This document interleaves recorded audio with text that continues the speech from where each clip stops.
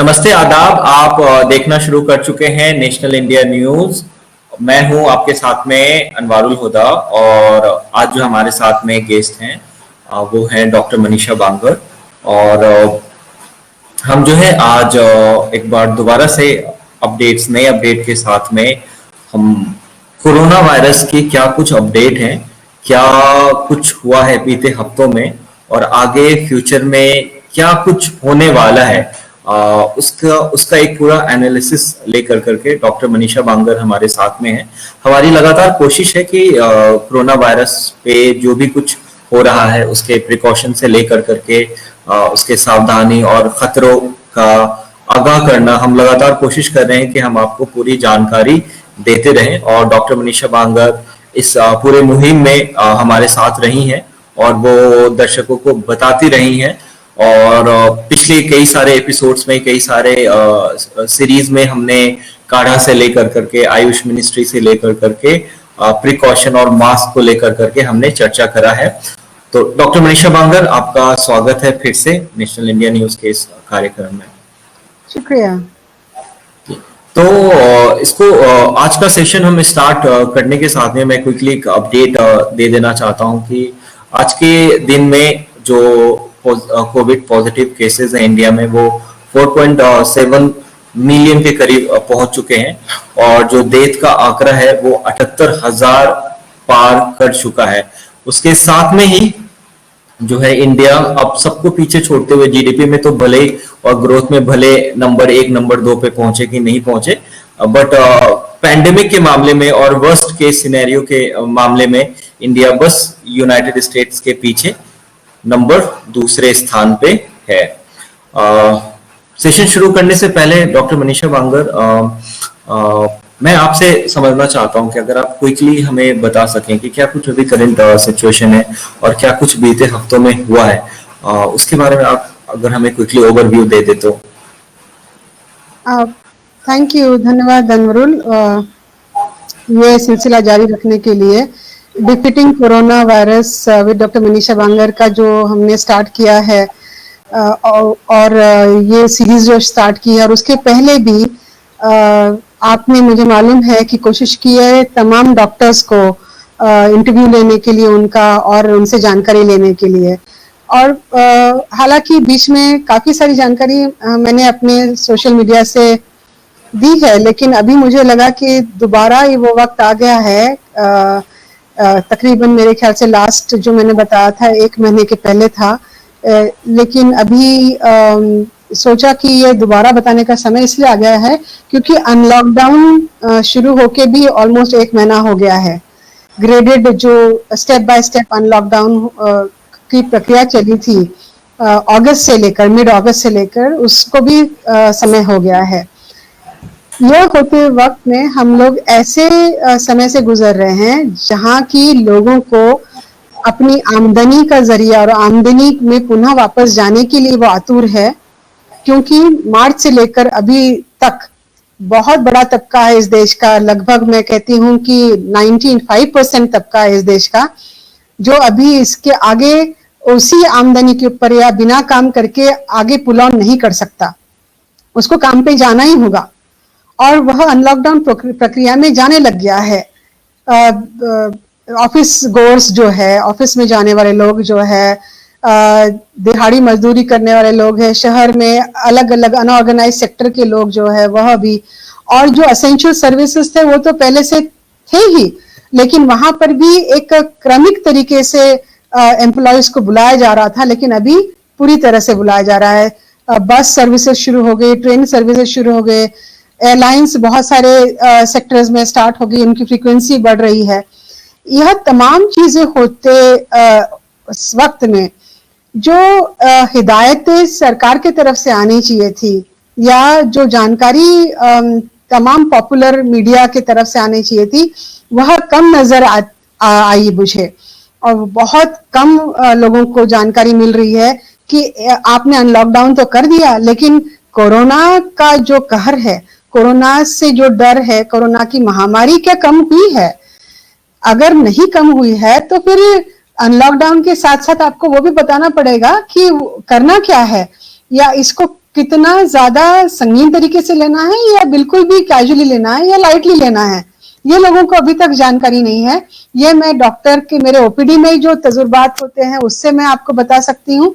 और जिस तरह से केसेस बढ़ रही है, इसका जो दर बढ़ रहा है, पिछले 15 दिनों में एक एक दिन में पहले 20,000, 30,000 और फिर बाद में 80,000 और 70,000 और 1 लाख पर डे के इस पर बढ़ रहे हैं। इसके साथ साथ हमको ये बताया जा रहा है, तमाम जो मिनिस्ट्री ऑफ हेल्थ वेलफेयर है या जो स्टेट प्रोपेगेंडा है या स्टेट चैनल्स है और मीडिया है, वहां से ये बताया जा रहा है कि जो डेथ रेट है वो बहुत कम है, ऐसा बताया जा रहा है। लेकिन जब हम उसको इतनी बड़ी पॉपुलेशन में जब वो डेथ रेट और नंबर ऑफ केसेस के हिसाब से डेथ रेट जब देखते हैं तो उसका रेट अभी 80,000 टोटल केसेस हो गए हैं।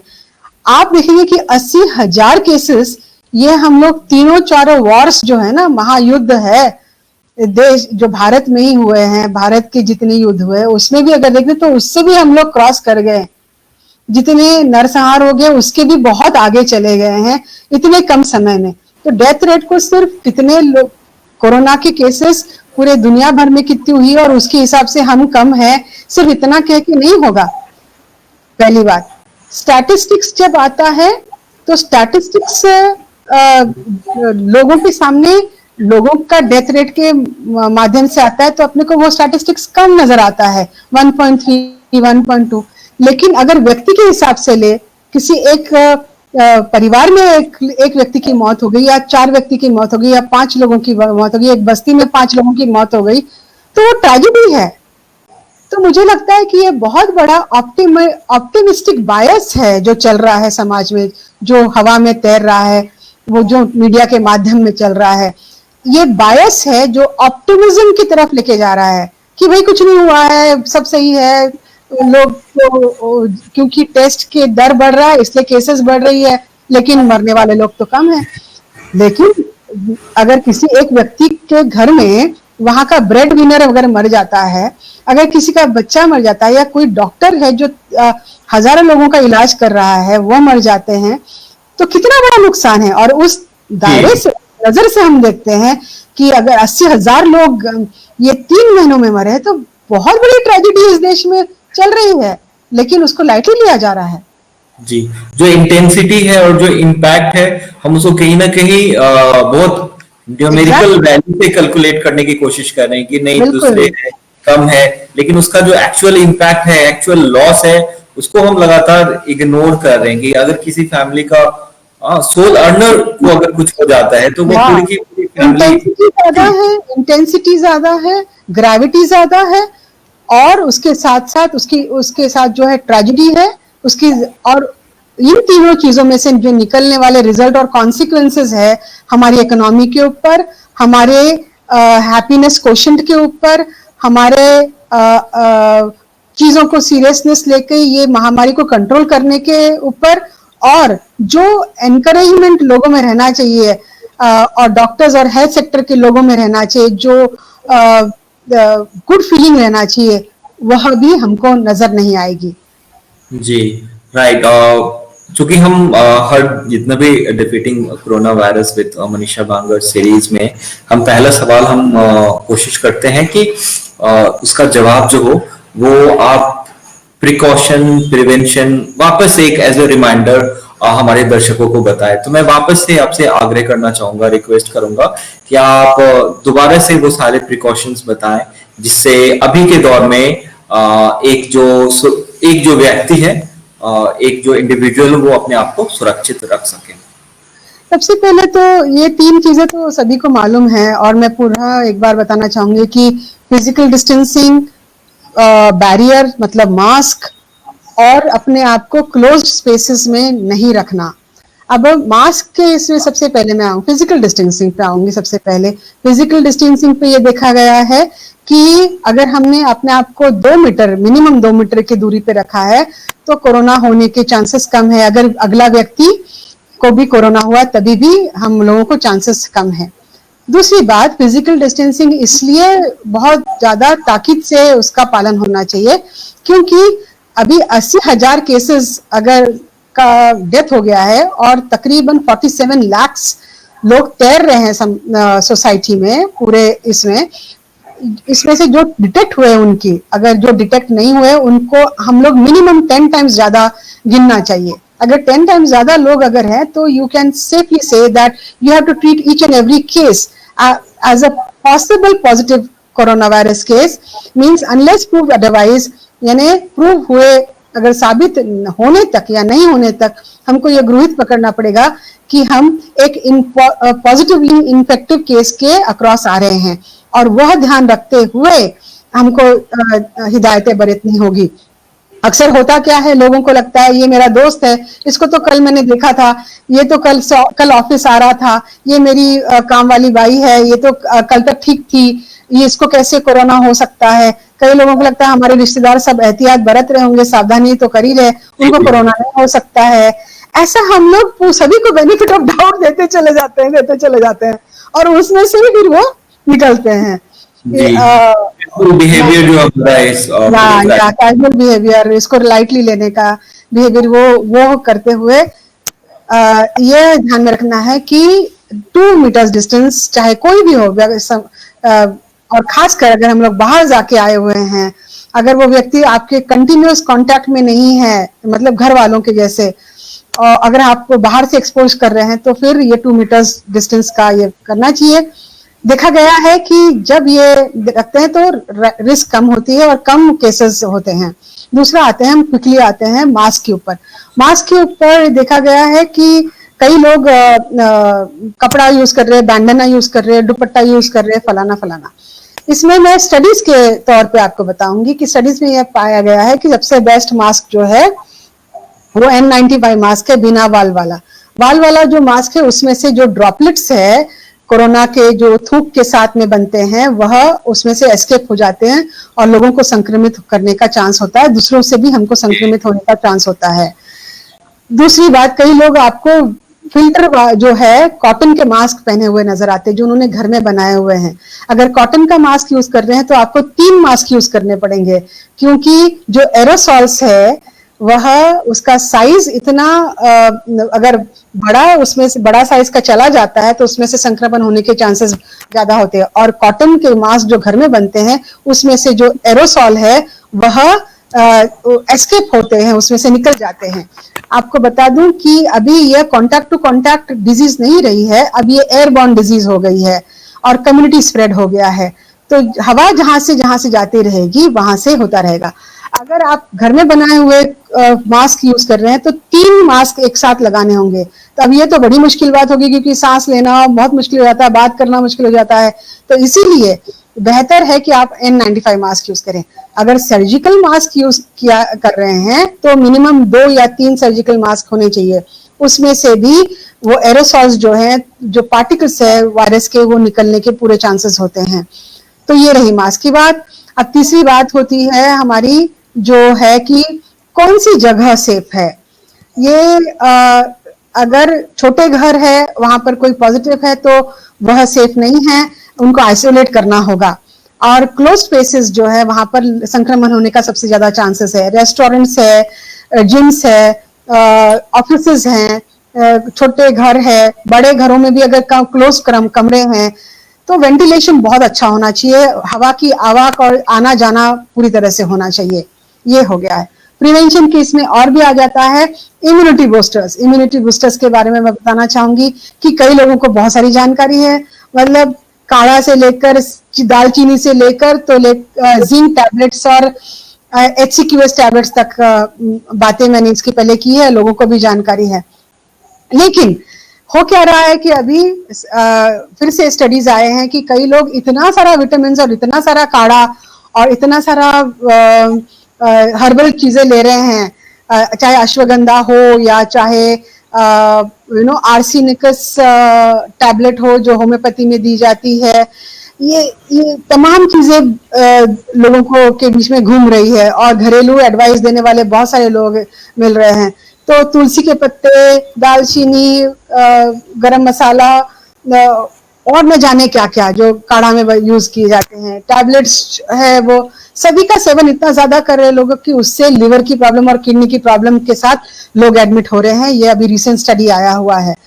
तो यह जो चीजें जिनका की डोजेज मालूम है, जैसे कि मेडिकल चीजें, विटामिन सी, विटामिन डी, इन चीजों के डोजेज मालूम है, तो उनको डोज के हिसाब से लेना है, डॉक्टर की हिदायत के अंदर लेना है। जिन चीजों के डोज ही नहीं मालूम है, जैसे कि हर्बल मेडिकेशंस, तुलसी पत्ता, फलाना ढिकाना जितना भी है, घरेलू उपचार, इनके डोजेज नहीं टाइट्रेटेड है, तो इनको आप लेना बंद कर दें या बहुत कम मात्रा में लें और पूरी तरह से उसी के ऊपर डिपेंड ना रहे। तीसरी बात इसमें आती है कि हाइड्रोक्सीक्लोरोक्विन, जिसको कि पहले बताया गया कि इससे प्रिवेंट होता है, ये डॉक्टर्स लोगों के लिए है, या जो आप पॉजिटिव केस के कांटेक्ट में आए हैं तो उनमें आप ले सकते हैं। इसमें भी देखा गया है कि जिनको HCQS दिया गया और जिनको नहीं दिया गया, उनमें भी उसका दर्द बराबर रहा हुआ है। लेकिन फिर भी ये पाया गया कि हाइड्रोक्सीक्लोरोक्विन टैबलेट जो है, अगर आपने अचानक किसी पॉजिटिव केस के एक्सपोजर में आ गए, तो यह कुछ हद तक आपको प्रिवेंट करती है। ओके, ये बड़ा इम्पोर्टेंट इंफॉर्मेशन है कि जो मास्क के रिगार्डिंग आपने जो शेयर करी है, कि जो हम आसपास में देखते हैं तो घर पे बने हुए मास्क का इस्तेमाल करते हैं। पहले तो बहुत आ रहा था कि गमछा लपेट कर करके चले जा रहे हैं, वो सिर्फ एक फॉल्स सेंस ऑफ सिक्योरिटी है।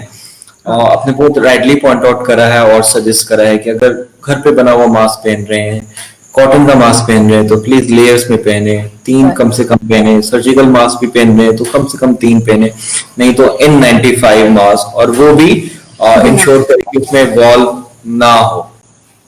तो जी, और इसी से आगे बढ़ते हुए इस कन्वर्सेशन में मैं आपसे अगला सवाल जानना चाहूंगा और पूछना चाहूंगा कि ड्रग्स की क्या स्थिति है।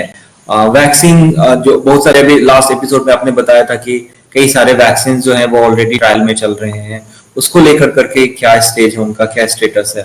नहीं, देखिए, सबसे पहले तो हम लोग इलाज के ऊपर आएंगे। सबको मालूम होना चाहिए कि अभी बहुत सारे जो हॉस्पिटल्स, गवर्नमेंट हॉस्पिटल्स है और प्राइवेट हॉस्पिटल्स है, वहां पर इसका इलाज किया जा रहा है। और माइल्ड और मॉडरेट केसेस में, जब तक कि खांसी नहीं ठीक हो रही हो और बुखार अगर जब तक नहीं है, तब तक माइल्ड केस मानी जाती है। टेम्परेचर जब आना शुरू हो जाता है और वो बेसिक मिनिमम केयर के बावजूद जब वो बढ़ता रहता है 3-4 दिन के ऊपर, तब वो मॉडरेट केस के ऊपर चला जाता है, खासकर जब CT स्कैन में निमोनिया डिटेक्ट हो जाता है। तो ये डॉक्टर्स लोग उसको मेडिकली 3 दर में डिवाइड करते हैं, माइल्ड, मॉडरेट एंड सीवियर। दवाई की जहां पर बात है, माइल्ड केसेस में आपको एंटीबायोटिक जो है बिना डॉक्टर्स के एडवाइस के लेने नहीं है। उसमें तो फीवर और को कंट्रोल करने के लिए और अपने आप को आइसोलेट करने के लिए और जो मल्टीविटामिन है वो टैबलेट लेने से ठीक हो जाएगा। आप देख रहे हैं कि इस करने के बावजूद इस वक्त इसके लिए एंटीबायोटिक्स इस माइल्ड केसेस में किया जा सकता है डॉक्टर की एडवाइस पे। लेकिन कोरोना के लिए जो मेडिसिन यूज करते हैं, फेविपिराविर या रेमडेसिविर, ये स्टेज में नहीं यूज करना है। कई लोगों को टॉक्सिसिटी हुई है जो उन्होंने सेल्फ मेडिकेशन किया है। दूसरा आता है मॉडरेट केस। मॉडरेट केस में तो वो पेशेंट को अस्पताल में ही होना है, और मॉडरेट केसेस में वो निमोनिया डिटेक्ट हो जाता है, और तब उसमें फेविपिराविर और रेमडेसिविर कुछ केसेस में शुरू कर दी जाती है। इसके अलावा आप और भी कई मेडिकेशंस है जो सिम्टम्स के हिसाब से स्टार्ट किए जाते हैं। तो ये दोनों ड्रग है, ये ड्रग स्टार्ट की जाते हैं। यही ड्रग रेमडेसिविर खासकर सीवियर केसेस में कंटिन्यू किया जाता है। और सीवियर केसेस में मतलब जहां पर वेंटिलेटर की जरूरत हो या इससे कंट्रोल नहीं हो रहा है निमोनिया, और ऑक्सीजनेशन जो है जो वो उसका दर गिरता जा रहा है। आप देखेंगे कि माइल्ड केसेस में जनरली जो आउटसाइड पोर्टल्स है, चाहे वर्चुअल पोर्टल्स हो या वर्चुअल कंसल्टेशन डॉक्टर्स जो करते हैं, उसमें उनको टेम्परेचर रिकॉर्ड और अपना ऑक्सीजनेशन चेक करने का यंत्र दिया जाता है, और वह दोनों के चेक करते करते आपको ये जानकारी भी लेते हैं कि आपकी हालत किस तरह से है। मुख्य तरह से देखा गया है कि जो लोग इसको अर्ली डिटेक्शन जिनका होता है और अर्ली तरीके से इसका ट्रीटमेंट शुरू हो जाता है, तो उनमें रिकवरी चांसेस बहुत ज्यादा है। और थोड़ी भी लापरवाही अगर हुई या थोड़ा भी किसी ने लाइटली ले लिया, तो बस वहीं पे प्रॉब्लम हो जाती है, चाहे वो बुजुर्ग हो या चाहे यंग हो, चाहे डॉक्टर हो या डॉक्टर ना हो। क्यों? क्योंकि वायरस का जो लोड है उसके ऊपर डिपेंड करता है कि आपका उसमें से रिकवरी होगी कि नहीं होगी। तो अगर आपने वायरस को मल्टीप्लाई होने के लिए ज्यादा समय दे दिया, या एक ही समय में बहुत सारा वायरस आपके शरीर में चला गया, जैसे कि डॉक्टर्स के शरीरों में चला जाता है, कई सारे जो गांव में और मिडिल लेवल केयर में, टर्शरी केयर में नहीं, मिडिल लेवल केयर में जो डॉक्टर्स इंट्यूबेशन कर रहे हैं, सांस में उनकी कोरोना वायरस पेशेंट के बहुत करीब आ रही है और काफी दिन तक वो इलाज करते चले जा रहे हैं, तो उनमें कोरोना वायरस का जो लोड है बहुत ज्यादा शरीर में चला गया है, तो उनमें रिकवरी रेट बहुत कम हो जाता है। तो ये मैंने आपको एंटीवायरल्स जो है इसके बारे में बताया। इसके अलावा मैं आपको प्लाज्मा के बारे में बताना चाहूंगी। बहुत सारे पेशेंट्स, आपने देखा होगा सोशल मीडिया पे प्लाज्मा की रिक्वायरमेंट जाती है, कई सारे बहुत इमरजेंसी में और डर के और बहुत दुखी होकर प्लाज्मा की रिक्वायरमेंट बताते हैं। तो प्लाज्मा की रिक्वायरमेंट, कॉन्वेलेसेंट प्लाज्मा जिसको कहते हैं, वह अर्ली के, जैसे मॉडरेट टू सीवियर के स्टेज में जाते हैं तभी अगर हम देते हैं तो बहुत फायदा होता है और केसेस उसमें से रिकवर किए गए हैं। आईसीएमआर की एक स्टडी आई है कल परसों में ही, कि जिसमें बताया गया है कि प्लाज्मा उतना बेनिफिशियल नहीं है, लेकिन ये स्टडी में बहुत सारे फ्लॉज थे, बहुत सारी कमियां थी, उसमें बहुत कम सैंपल साइज था। दूसरी बात यह है कि हमको अभी तक नहीं पता कि यह अर्ली इन कोर्स में दिया गया प्लाज्मा की लेट हो गया, क्योंकि एक बार पेशेंट को मल्टी ऑर्गन फेलियर हो गया, मल्टी ऑर्गन फेलियर में चला गया पेशेंट, तो प्लाज्मा देने के बावजूद भी फायदा नहीं होगा, लेकिन अर्ली इन कोर्स में अगर दिया गया तो फायदा होता है। मुझे इसमें एक ये एजेंडा भी ये नजर आ रहा है कि प्लाज्मा का फायदा नहीं बताया जा रहा है, क्योंकि जो माहौल है इस देश में वह एक ध्रुवीकरण, धार्मिक ध्रुवीकरण का माहौल है, उसमें वो एक्सेप्टेबिलिटी नहीं बढ़ाना चाहते, क्योंकि बहुत सारे मुस्लिम पेशेंट्स जो है उन्होंने सारे चीजों को दरकिनार करके एक ह्यूमैनिटेरियन तरीके से आके बहुत सारा प्लाज्मा डोनेट किया था, और यहाँ की राजनीति जिस तरह से चलती है वह नहीं चाहते हैं कि एक पॉजिटिव हवा बने, एक पॉजिटिव माहौल बने, और वो मुझे लगता है कि वो डिसवेड करना चाहते हैं इस चीज को बताने से और करने से, ताकि लोग अपना खून ना दे, लोग अपना प्लाज्मा ना दे, एक सौहार्द का माहौल ना बने, भाईचारे का माहौल ना बने। तो मैं उसमें और ज्यादा अज्यूम नहीं करना चाहूंगी, लेकिन इतना कहना चाहूंगी कि और भी स्टडीज हमको चाहिए और स्टडीज होने चाहिए जिसमें कि प्लाज्मा का वैल्यू कितना है उसका बेहतर तरीके से एनालिसिस होना चाहिए, और तब तक प्लाज्मा बेनिफिशियल पाया गया है तो प्लाज्मा डॉक्टर्स लोग देते ही रहेंगे, यह मुझे मालूम है और उसका अनुमान है।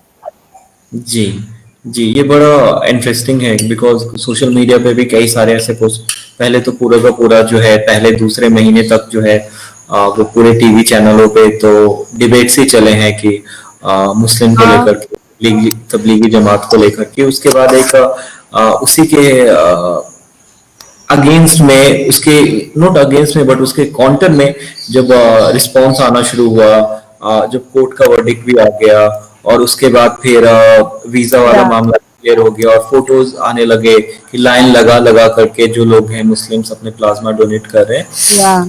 तो पॉसिबिलिटीज हैं, कुछ भी यहाँ पे कॉन्स्पिरेसीज की कमी नहीं है, एक के बाद वो दूसरा तीसरा आता रहता है और वो प्लान करते रहते हैं, बिकॉज जो नेशन की जरूरत है वो कुछ और है और जो गवर्नमेंट का एजेंडा है वो कुछ और है, वो मैच नहीं कर रहा है। तो ऐसे कॉन्स्पिरेसीज के लिए बहुत जगह है और गवर्नमेंट ने टाइम एंड अगेन प्रूफ करती रही है कि ये महज कॉन्स्पिरेसी नहीं है, वो अपने बयानों से और अपने हरकतों से वो प्रूफ करते रही है कि वो इस तरीके की घिनौनी चीजें जो है उसको वो हवा देना, चाहे उसको पुश करना, वो करते रहे। बहरहाल वापस इस पे आते हुए मैं आपसे ये जानना चाहूंगा कि वैक्सीन के बारे में अगर आप वो अपडेट दें कि वैक्सीन किस स्टेज पे है, कितना कुछ वैक्सीन में आ गया है। लास्ट टाइम में हमने जो बात करी थी वो फर्स्ट स्टेज में टेस्ट और ट्रायल्स चल रहे थे, तो अभी क्या है उसका अपडेट? देखिए, वैक्सीन के बारे में ऐसा है कि इंटरनेशनल लेवल पे बात करते हैं हम, उसमें रशियन वैक्सीन आई है, उन्होंने वो ऐलान किया है कि वो फायदेमंद है और उन्होंने टेस्ट किया है, वह अभी तक भारत में नहीं आई है और वह उसका जो सैंपल साइज है वह उतना एनकरेजिंग नहीं है। उसके जो फेज 3 ट्रायल्स हुए हैं या नहीं, वह भी काफी सारे इंटरनेशनल बॉडीज है उसकी वो पुष्टि नहीं कर रहे हैं। लेकिन अगर रशिया यूज करता है और अपने देश में यूज कर रहा है, अगर वो कोई स्टडी लेकर आता है कि वह उसकी इम्यूनिटी बढ़ गई है, तो बहुत अच्छी बात है। हालांकि ये देखा गया है कि इम्यूनिटी जो है कोरोना के लिए कॉन्वलेसेंट प्लाज्मा के माध्यम से, या जो लोग पॉजिटिव हो गए हैं और फिर रिकवर कर गए, उन लोगों के अंदर में भी इम्यूनिटी 2 या 3 महीने की, ऐसे कुछ स्टडीज आए हैं, बहुत लंबी इम्यूनिटी नहीं है। तो ये भी देखना होगा कि वैक्सीन की इम्यूनिटी कितने दिन तक रहती है, ये सारा, क्योंकि अभी ये just learning, each and every phase we are just gathering information, we are studying and we are learning. तो इस माहौल में रशियन वैक्सीन को मैं इस तरह से देखती हूँ।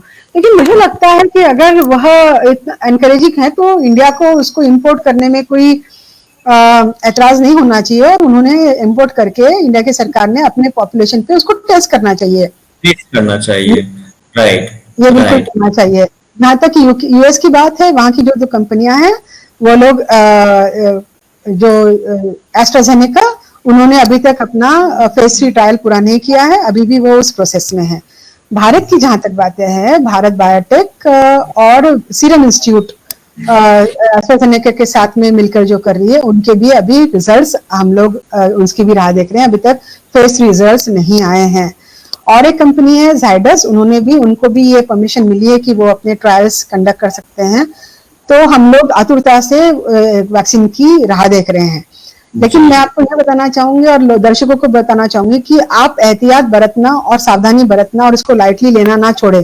क्यों? क्योंकि जितने लोग हैं, चाहे वो बाबा रहे हैं, शाबा रहे, लोग रहे, बाबियां रही है, स्वामी जी रहे हैं, एस्ट्रोलॉजर्स रहे हैं, हाँ, सूट सेयर्स रहे हैं, प्रेडिक्शन करने वाले रहे हैं, न्यूमरोलॉजी करने वाले रहे हैं, और पता नहीं तमाम टाइप के लोग रहे हैं, वो लोगों ने, और इन लोगों के भगवान सारा मंदिर मस्जिद और सारा जो बखेड़ा, और वहां पर राम मंदिर में जाके उन्होंने वहां पर भूमि पूजन किया, और कंटिन्यूअसली मीडिया में आता रहता है गौमूत्र पीकर, अक्षय कुमार बता रहा है कि गौमूत्र पीकर कोरोना जाएगा, गोबर पी खा के जाएगा, पता नहीं क्या क्या।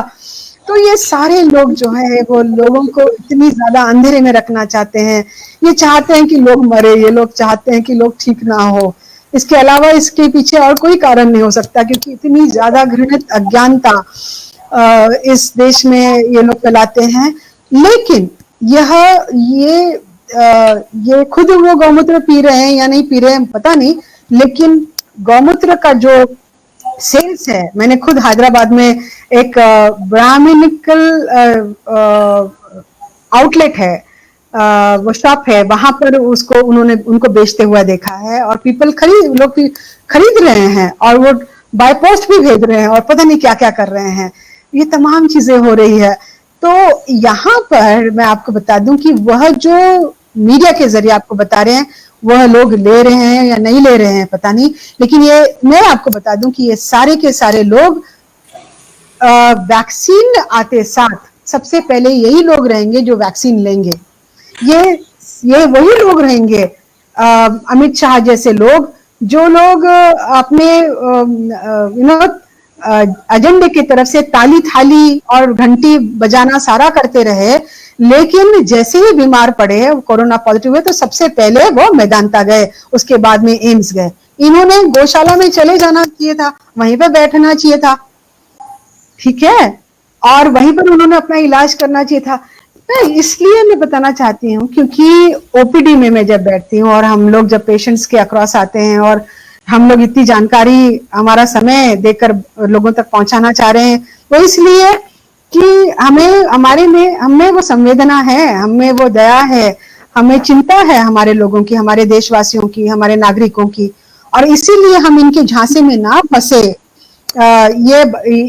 यह बताने की कोशिश कर रहे हैं कि अधिकृत और वैज्ञानिक तरीके से जो जानकारी आपके पास में आती है, और डॉक्टर्स के माध्यम से जो जानकारी आपके पास में आती है, उसका आप ध्यान रखें और उसको फॉलो कीजिए। क्योंकि आप देखेंगे मार्च से लेके अभी तक जितने भी बाबा रामदेव टाइप के लोग हैं, और अन्य कई लोग हैं, इन्होंने मिस इन्फॉर्मेशन तो बहुत फैलाई, लेकिन इलाज अभी तक नहीं कर पाए और ना कर पाएंगे, ना इनके पास वो चीज होगी, क्योंकि जो विज्ञान और साइंस के माध्यम से होना है वो साइंस के माध्यम से ही होगा। राइट। ये जो है हमने शुरू से ही देखा है कि जैसे ही ये पूरा कोविड पैंडेमिक शुरू हुआ, पहले तो इसको एक्नॉलेज करने में काफी देर लगाया, इसको एक्सेप्ट करने में काफी देर लगाया, लगातार डिनाई करते रहे, और उसके बाद जब ऑलरेडी जो क्राइसिस है, जो वायरस है, जब ऑलरेडी उसने पैर अपने पसार लिए, उसके बाद पूरा एक प्रोपेगेंडा प्रोपेगेंडा कहना कितना सही होगा मालूम नहीं, बट अंधविश्वास को बहुत ज्यादा प्रमोट किया गया है। तरह तरह की चीजें, इनफैक्ट काढ़ा को लेकर के भी हमने इससे पहले उसके ये बताना चाहूंगी कि इन्होंने इसलिए किया क्योंकि अगर वो दवाई के ऊपर कहते कि दवाई से ठीक होगा, अगर प्लाज्मा से ठीक होगा, अगर ऐसा कहते हैं तो इनको वो मुहैया करना पड़ता था, इनको वो देना पड़ेगा जनता को। अगर वो दवाई 70,000 केसेस जब मर चुके हैं लोग और ऑलमोस्ट 50 लाख लोग संक्रमित है और उससे 10 टाइम्स ज्यादा होने के चांसेस है, तो सरकार ने ये चालाकी इसलिए की क्योंकि अगर वो दवाई में उसका समाधान बताएंगे तो दवाई लोगों को देनी पड़ेगी, हेल्थ सेक्टर पे इनको खर्च करना पड़ेगा, हेल्थ सेक्टर में इनको इन्वेस्ट करना पड़ेगा, तो वह सवाल नहीं उठने चाहिए। इसीलिए इन्होंने उनका लोगों का सारा डायरेक्शन ये सब घरेलू चीजें के ऊपर किया, ताकि लोग इसमें फंस जाएं और यहीं पे इलाज, यहीं में समाधान, यहीं पे सारा इसका आंसर ये लोग ढूंढते रहे। और लोगों को इसलिए इन्होंने एंगेज करके रखा ताकि वो सरकार से दवाई ना मंगाए, सरकार को बोले ना कि दवाई उपलब्ध करे। अभी कुछ ही दिन पहले बिहार के डॉक्टर से मेरी बात हो रही थी, और बिहार ही नहीं तो महाराष्ट्र के कई डॉक्टर और हर पूरे देश भर के डॉक्टर से बात हुई कि गवर्नमेंट हॉस्पिटल्स में इन्होंने अभी तक बहुत सारा इंफ्रास्ट्रक्चर कोरोना के रिलेटेड अभी भी करना बाकी है। वहां पर स्टाफ कम है, पीपीईज नहीं है, दवाइयां नहीं है, चेकिंग नहीं हो रहा है, रैपिड टेस्ट अगर है तो पीसीआर नहीं है, पीसीआर है तो एलाइजा टेस्ट नहीं है, ऐसे अलग अलग तरीके से जो होनी चाहिए थी वो नहीं है। गवर्नमेंट ने बहुत लंबा समय, बहुत टाइम वेस्ट किया, और जो चीजों को मजबूत करना चाहिए था हेल्थ सेक्टर को, वह उसको मजबूत नहीं किया। मैं आपको बता दूं कि यह कम्युनिटी स्प्रेड होने के बाद और 47 लाख लोगों को संक्रमित होने के बाद में सरकार की जिम्मेवारी है कि HCQS, फाविपिराविर और रेमडेसिविर और प्लाज्मा का लगातार अवेलेबिलिटी करवाना ये सरकार की जिम्मेवारी है, अगर उसका रेट हमको कम करना है, लेकिन वैसा नहीं किया।